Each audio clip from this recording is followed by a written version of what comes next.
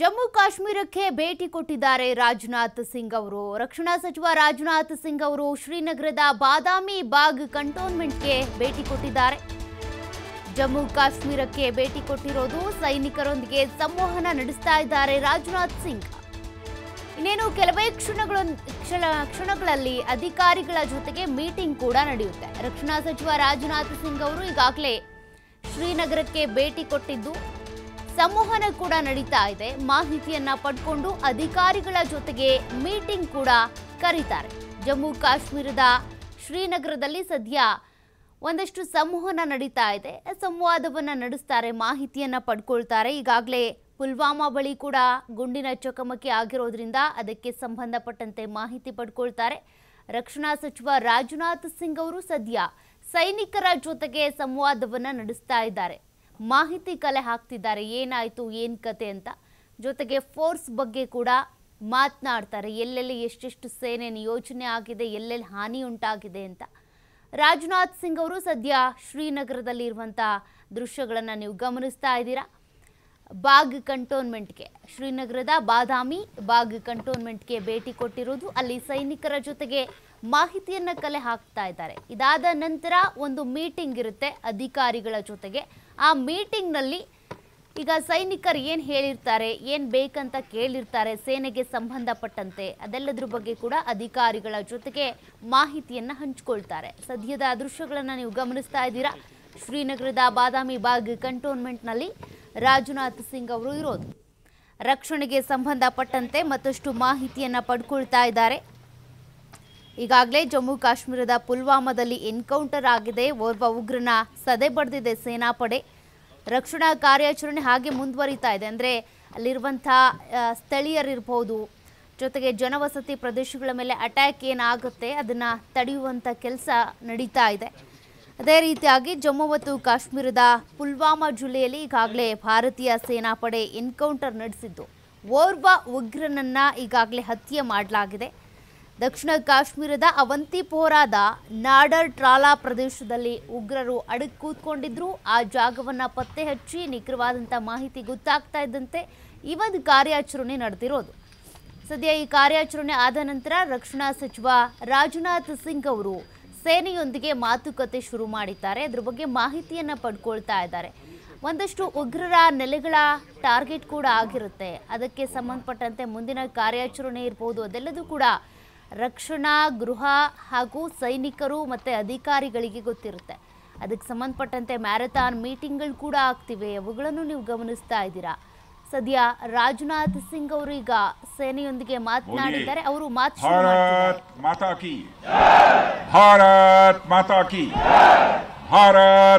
ಕಿ गुड। जम्मू कश्मीर के lieutenant governor Shri Manoj ji Sinha, Jammu Kashmir के मुख्यमंत्री जनाब अमर अब्दुल्ला साहब, chief of army staff general Upendra ji Dwivedi, GOC northern command lieutenant general Pratik Sharma, GOC 15 को लेफ्टिनेंट जनरल प्रशांत श्रीवास्तव और हमारी आर्म्ड फोर्सेस के सारे ऑफिसर्स और मेरे बहादुर जवानों, सबसे पहले आतंकवाद और आतंकवादियों से लड़ते हुए हमारे जिन बहादुर जवानों ने अपनी शहादत दी है, उनकी शहादत को मैं नमन करता हूं, उनकी मैं स्मृति को नमन करता हूं। और साथ ही पहलगाम में जो निर्दोष नागरिक आतंकवादियों के द्वारा मारे गए हैं, उनकी भी स्मृति को मैं नमन करता हूं। मैं हमारे घायल सैनिकों के साहस को भी नमन करता हूं और ईश्वर से यह प्रार्थना करता हूं कि वह जल्द से जल्द स्वस्थ हो जाएं। मेरे दोस्तों, इन विषम परिस्थिति में आप सबके बीच आज आकर मैं स्वयं को बहुत ही गौरवान्वित महसूस कर रहा हूं। हमारे प्रधानमंत्री माननीय नरेंद्र मोदी जी के कुशल नेतृत्व और मार्गदर्शन में ऑपरेशन सिंदूर के दौरान आपने जो कुछ भी किया है, उस पर पूरे देश को गर्व की अनुभूति हो रही है। मैं अभी भले ही आपका रक्षा मंत्री हूं, लेकिन उससे पहले तो मैं भारत का एक नागरिक हूं। रक्षा मंत्री के साथ साथ मैं आज भारत के नागरिक के रूप में भी आप सबके प्रति आभार व्यक्त करने के लिए यहां मौजूद हूं। पहलगाम हमले के बाद हमारे जम्मू कश्मीर की जनता ने पूरी एकजुटता के साथ और पाकिस्तान और साथ ही साथ आतंकवादियों के प्रति जिस प्रकार से अपने गुस्से का इजहार किया है, मैं जम्मू कश्मीर की जनता का भी अभिनंदन करता हूं। मेरे साथियों, आपकी उस ऊर्जा को महसूस करने आया हूं जिसने दुश्मनों को नष्ट नाबूद कर दिया है। आपने जिस तरीके से सीमा के उस पार पाकिस्तान की चौकियों और बंकरों को आपने ध्वस्त किया, दुश्मन मैं समझता हूं उसे कभी भूल नहीं सकता। आपने देखा होगा कि आमतौर पर लोग जोश में होश खो देते हैं, लेकिन आपने जोश भी रखा, होश भी रखा और सूझबूझ के साथ दुश्मनों के ठिकानों को आपने बर्बाद किया है। आज मैं यहां रक्षा मंत्री के साथ साथ एक मैसेंजर के रूप में भी आप सबके सामने मौजूद हूं। पूरे देश की शुभकामनाएं, उनकी प्रार्थनाएं और उनकी कृतज्ञता को लेकर आप सबके बीच यहां मैं मौजूद हूं। एक तरह से आप समझिए कि मैं एक डाकिया बनकर आपके बीच आया हूं और देशवासियों का संदेश लाया हूं। संदेश यह है कि हमें हमारी सेनाओं पर गर्व है।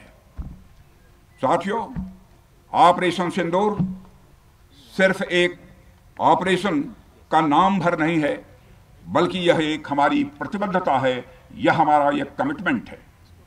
एक ऐसी प्रतिबद्धता जिसमें भारत ने दिखा दिया कि हम सिर्फ डिफेंस नहीं करते हैं, जब वक्त आता है तो हम कठोर निर्णय भी लेते हैं और कठोर कार्रवाई भी करते हैं।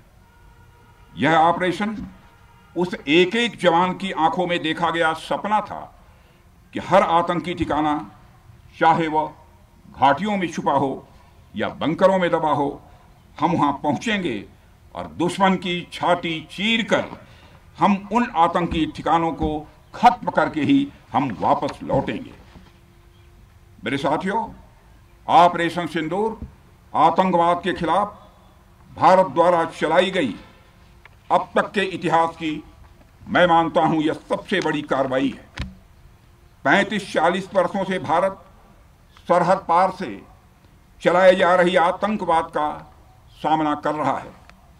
आज भारत ने पूरी दुनिया को यह साफ कर दिया है, यह स्पष्ट कर दिया है कि आतंकवाद के खिलाफ हम किसी भी हद तक जा सकते हैं। साथियों, आतंकवादियों ने पहलगाम में आतंकवादी घटना को अंजाम देकर भारत के मस्तक पर चोट पहुंचाने की कोशिश की है। भारत की सामाजिक एकता को तोड़ने का भी प्रयास किया गया है। उन्होंने भारत के माथे पर वार किया, हमने उनकी छाती पर वार किया है और छाती पर घाव किया है। पाकिस्तान के जख्मों का इलाज इसी बात में है कि वह भारत विरोधी और आतंकवादी संगठनों को पनाह देना बंद करे और अपनी जमीन का इस्तेमाल भारत के खिलाफ किसी भी सूरत में ना होने दे। साथियों, आपको याद होगा कि लगभग 21 साल पहले स्वर्गीय अटल बिहारी वाजपेयी जी के सामने इसी पाकिस्तान ने इस्लामाबाद में डिक्लेरेशन किया था कि अब उनकी धरती से आतंकवाद एक्सपोर्ट नहीं किया जाएगा। मगर पाकिस्तान ने भारत को धोखा दिया है, पाकिस्तान ने भारत को छला है और आज भी वह धोखा दे रहा है। इसका खामियाजा अब उसको भारी कीमत करके भुगतना पड़ा है और यह कीमत, यदि आतंकवादी वारदातें चलती रही तो लगातार यह बढ़ने ही वाली है। हमारे प्रधानमंत्री श्री नरेंद्र मोदी जी ने दो टूक शब्दों में आतंकवाद के खिलाफ भारत की नीति को रीडिफाइन कर दिया है, इसे परिभाषित कर दिया है, जो यह कहती है कि हिंदुस्तान की सरजमी पर किया गया कोई भी आतंकी हमला एक एक्ट ऑफ वार माना जाएगा। दोनों देशों में जो अंडरस्टैंडिंग बनी है फिलहाल वह इसी बात को लेकर है कि सरहद पार से कोई बेजा हरकत अब नहीं की जाएगी। अगर की गई तो बात निकलेगी तो बहुत दूर तक जाएगी। साथ ही हमारे प्रधानमंत्री ने यह भी साफ कर दिया है, आतंक और बातचीत कदापि एक साथ नहीं चलेंगे, और अगर बात होगी तो आतंकवाद पर होगी और पाक ऑक्युपाइड कश्मीर पर ही होगी। साथियों, ऑपरेशन सिंदूर की कामयाबी ने पाकिस्तान में छिपे आतंकी संगठनों और उनके आकाओं को भी यह साफ बता दिया है कि वे कहीं भी अपने आप को महफूज और सुरक्षित न समझें। अब वे हमारे बहादुर भारतीय सेनाओं के निशाने पर हैं। दुनिया जानती है हमारी सेनाओं का निशाना अचूक है, और वो जब वो निशाना लगाते हैं तो गिनती करने का काम वह दुश्मनों पर छोड़ देते हैं। साथियों, आज आतंकवाद के खिलाफ भारत की प्रतिज्ञा कितनी कठोर है इसका पता इसी बात से चलता है कि हमने उनके न्यूक्लियर ब्लैकमेल की भी परवाह नहीं की है। पूरी दुनिया ने देखा है कि कैसे गैर जिम्मेदाराना तरीके से पाकिस्तान द्वारा भारत को अनेक बार एटमी धमकियां दी गई हैं। आज श्रीनगर की धरती से मैं पूरी दुनिया के सामने यह सवाल उठाना चाहता हूं कि क्या ऐसे गैर जिम्मेदार और रोग नेशन के हाथों में परमाणु हथियार सुरक्षित हैं? मैं दुनिया के सामने यह सवाल खड़ा करना चाहता हूं। मैं मानता हूं कि पाकिस्तान के एटमी हथियारों को IAEA international atomic energy agency की निगरानी में लिया जाना चाहिए। मैं ये कहना चाहूँगा और साफ तौर पर कहना चाहूँगा। साथियों, हमारी सेनाओं हमारी सीमाओं पर अपनी मातृभूमि की रक्षा के लिए जिस तरह से आप सभी बिना रुके बिना थके दिन रात लगे रहते हैं, वह अपने आप में अद्भुत है और अद्वितीय भी है। आपकी यही बातें हम सब भारतीयों के लिए मार्गदर्शक का कार्य करती हैं। यही कारण है कि मैं हमेशा आपसे मिलने के लिए उत्साहित रहता हूं, ताकि आपके अंदर की ऊर्जा से हम सब भी कुछ प्रेरणा ले सकें। साथियों, आतंकियों ने पहलगाम में धर्म पूछकर हमारे निर्दोषों को मारा। उसके बाद आपने जो जवाब दिया उसे पूरी दुनिया ने देखा है। उन्होंने यह नहीं सोचा कि आम नागरिकों ने उनका क्या बिगाड़ा है, उन्होंने ऐसा क्या किया है कि उन्हें मार दिया जाए। पर मैं यह कहना चाहूंगा, आतंकियों ने भारतीयों को धर्म पूछकर देखकर मारा, धर्म पूछकर मारा, तो हमने आतंकियों को उनका कर्म देखकर मारा है। उन्होंने धर्म देखकर बेगुनाहों की जान ली, यह पाकिस्तान का कर्म था। हमने कर्म देखकर उनका खात्मा किया, यह हमारा भारतीय धर्म है। एक रक्षा मंत्री के रूप में मुझे आप सबको बेहद नजदीक से वर्षों से जानने का और समझने का अवसर मिला है। मैं आपके साहस और पराक्रम को तो जानता ही हूं, साथ ही साथ पहलगाम जैसी घटना के प्रति आपके गुस्से को भी मैं अच्छी तरह जानता हूं। साथियों, मुझे पता है कि पहलगाम के बाद आपके अंदर गुस्सा था, पूरे देश के अंदर गुस्सा था। मुझे पता है कैसा महसूस होता है जब धमनियों में बह रहा रक्त बेकाबू होने लगे, और मुझे इस बात की खुशी भी है कि आपने अपने गुस्से को सही दिशा देते हुए बड़ी बहादुरी और सूझबूझ के साथ पहलगाम का बदला लिया है। रही बात पाकिस्तान की, तो उसकी बात ही क्या करूं आपसे। वह देश तो मांगते मांगते अपनी जहालत से एक ऐसी हालात में आ गया है कि उसके बारे में यह भी कहा जा सकता है कि पाकिस्तान जहां भी खड़ा होता है वहीं से मांगने वालों की लाइन प्रारंभ हो जाती है। अभी आपने सुना ही होगा कैसे वह फिर एक बार इंटरनेशनल मॉनेटरी फंड IMF के पास कर्ज मांगने गया। वहीं दूसरी तरफ हमारा देश है कि हम आज उन देशों की श्रेणी में आते हैं जो IMF को फंड देते हैं ताकि IMF गरीब देशों को कर्ज दे सके। ऐसी स्थिति में हमारा यह भारत है। रामचरितमानस में स्वामी तुलसीदास जी ने लिखा है, जहां सुमतितः संपत्ति नाना, जहां कुमतितः विपत्ति निदाना। यानी जहां सुमति होती है, अच्छी नीतियां होती हैं, वहाँ सुख और समृद्धि होती है, और जहाँ कुमति होती है, बुरी मति होती है, केवल दूसरों के हित की भावना होती है, वहाँ तरह तरह की विपत्तियाँ स्वाभाविक रूप से आती ही हैं। पाकिस्तान जिसका जीता जागता यह उदाहरण है। साथियों, भारत के बारे में पूरी दुनिया यह बात जानती है कि हमने हमेशा शांति को प्राथमिकता दी है। हम आमतौर पर युद्ध के समर्थक कभी नहीं रहे, लेकिन स्थितियां जब इतनी विकट हो जाएं, जब देश की संप्रभुता पर आक्रमण होने लगे, तो जवाब देना यह आवश्यक हो जाता है। राष्ट्रकवि रामधारी सिंह दिनकर जी की पंक्तियां आपके सामने रखना चाहूंगा। रुग्ण होना चाहता कोई नहीं, रुग्ण होना चाहता कोई नहीं, रोग लेकिन आ गया जब पास हो तिक्त औषधि, कड़वी औषधि। तिक्त औषधि के सिवा उपचार क्या, शमित होगा वह नहीं मिष्ठान्न से। यानी कोई बीमारी अगर लग जाए वह मिठाई से दूर नहीं होती है, उसके लिए कड़वी दवा ही काम करती है। इसलिए आतंकवाद जैसे रोग के लिए भी आप हो गई थी। साथियों, पूरे देश में हमारी सेनाओं को और हमारे सैनिकों को एक सम्मान की दृष्टि से देखा जाता है।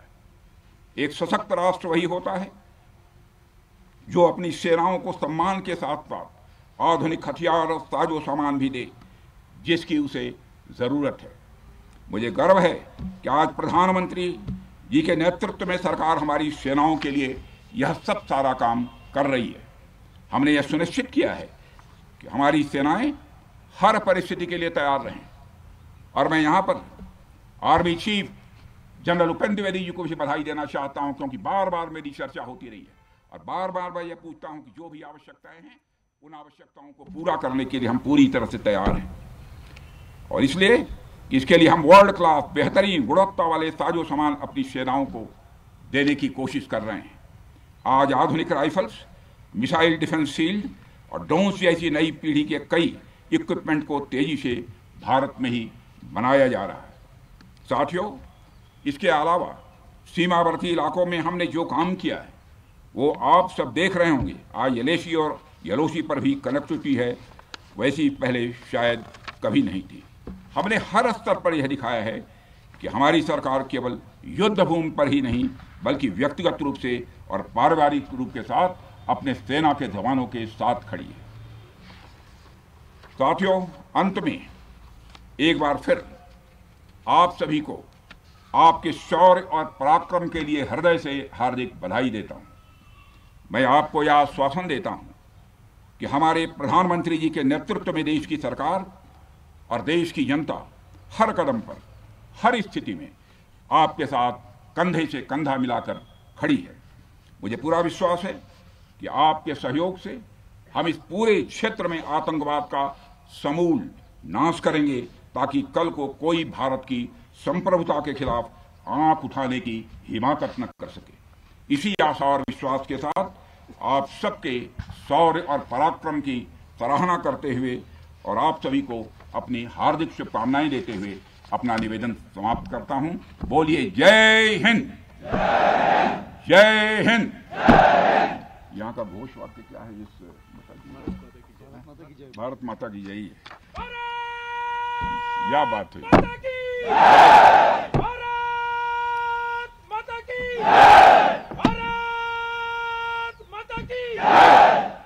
और अच्छे